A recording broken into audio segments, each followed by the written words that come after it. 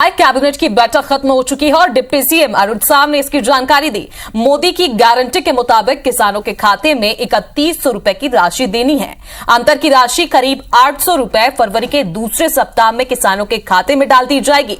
और इधर कांग्रेस ने अब इस फैसले पर पलटवार किया है। कैबिनेट बैठक किसानों को लेकर फैसले पर कहा कि सरकार पर किसानों को भरोसा नहीं है। अगर राशि देना है तो तत्काल क्यों नहीं दे रहे हैं?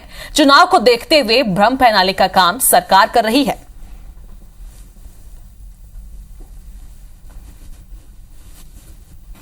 सत्ताईस लाख किसानों के हित में मोदी की गारंटी के अनुरूप जो मोदी की गारंटी का दर है 3100 रुपये प्रति क्विंटल, किसानों को जो समर्थन मूल्य की राशि है 2300 रुपये उसका भुगतान हो रहा है।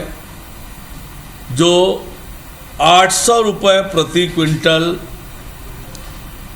राज्य सरकार की ओर से देना है मोदी की गारंटी के रूप में, उसे एक मुश्त फरवरी महीने के दूसरे सप्ताह में किसानों के खाते में जारी किया जाएगा।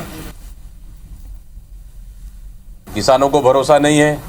अब फिर नगरीय निकाय चुनाव और पंचायत चुनाव है, फिर चुनाव को देखते हुए फिर झूठी आश्वासन दे रहे हैं। तो ये सिर्फ चुनाव को देखते हुए जनता के बीच में, किसानों के बीच में ये भ्रम फैलाने का काम कर रहे हैं।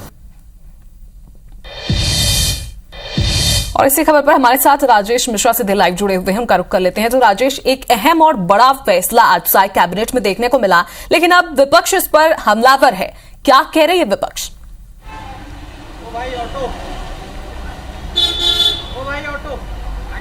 जी बिल्कुल, अगर हम बात करें तो आज नगरीय निकाय और पंचायत चुनाव के ठीक पहले, मतलब 1-2 दिन में आचार संहिता लग जाएगी, चुनाव की घोषणा हो जाएगी, उसकी ठीक पहले कैबिनेट की बैठक हुई। सामान्यतः रविवार को कैबिनेट की बैठक नहीं होती, मगर आज रविवार को कैबिनेट की बैठक हुई और इस बैठक में किसानों के लिए, छात्रों के लिए, कलाकारों के लिए, उद्योगपतियों के लिए, तमाम हर वर्ग के लोगों के लिए कुछ ना कुछ राहत का पैकेज देने की घोषणा की है, कुछ ना कुछ राहत देने की सरकार ने घोषणा की है। सबसे पहले किसानों की बात करें, जिसको लेकर राजनीति भी शुरू हो गई, सियासत भी शुरू हो चुकी है। किसानों की बात करें तो सरकार ने यह निर्णय लिया है कि धान खरीदी के समर्थन मूल्य का जो पैसा है 800 रुपये, जो अंतर की राशि है, वो फरवरी महीने में ही किसानों के खाते में डाल दी जाएगी। मतलब उसके बाद ही नगरीय निकाय चुनाव होगा और किसानों को इकट्ठा उनके खाते पर जो मोदी की गारंटी है कि वो 2100 रुपये में धान खरीदेंगे और उसमें से 23 रुपये केंद्र सरकार दे रही थी, बाकी के अंतर की राशि वो 1 तारीख को मिल जाएगी। इसी तरह एक बड़ा निर्णय लिया गया कि जो छोटे जो स्टील प्लांट हैं, जो इन दिनों प्रतिस्पर्धा की मार झेल रहे थे, बिजली ज़्यादा है उसकी मार झेल रहे थे, उनको राहत दिया है और उनको ये बोला गया है कि इन छोटे प्लांट में 1 अक्टूबर 2024 से 31 मार्च 2025 तक 1 साल के लिए उनको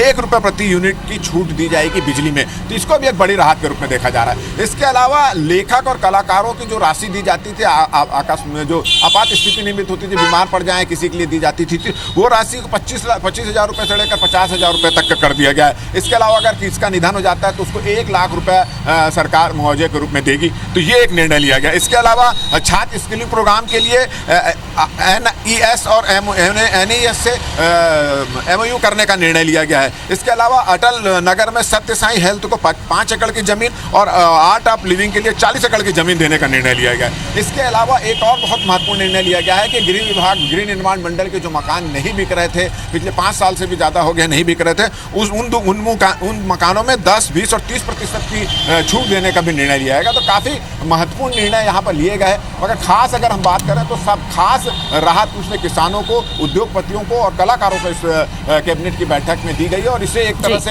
ये माना जा रहा है कि नगरीय निकाय और पंचायत चुनाव की दृष्टि को देखते हुए ये सब निर्णय लिया गया है। वहीं इसको लेकर सियासत भी शुरू हो चुकी है। दीपक बैज ने कहा कि किसानों को अब सरकार पर भरोसा नहीं रह गया है और ये एक भ्रम की स्थिति पैदा कर रहे हैं कि फिर से झूठे वादे कर रही है सरकार। जी राजेश, तो अहम फैसला है, लेकिन विपक्ष कोई भी मौका नहीं छोड़ती पलटवार करने का और यही वजह है वार पलटवार शुरू हो चुका है। फिलहाल बहुत बहुत शुक्रिया राजेश जानकारी देने के लिए।